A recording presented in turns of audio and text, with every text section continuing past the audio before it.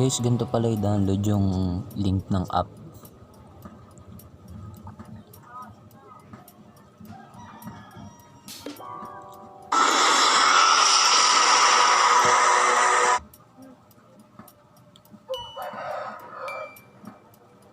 Pindutin nyo lang yung link. Then mas prepare ko yung Google Chrome. Yan. Pindutin nyo lang yung take me.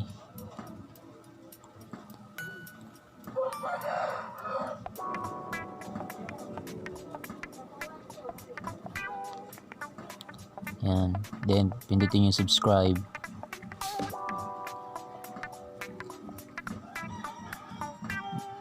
Click the notification bell.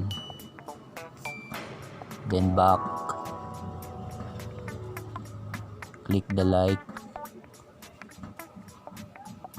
Then back again.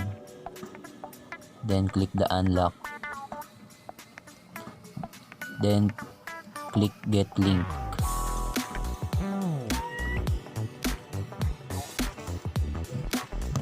Wait nyo lang guys, matapos yung 5 seconds. Then click skip ad.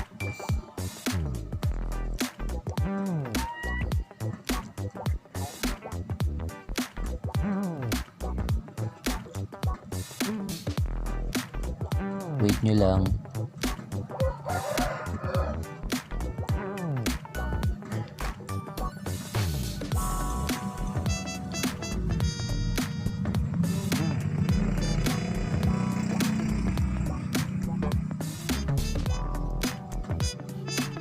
Then click this link.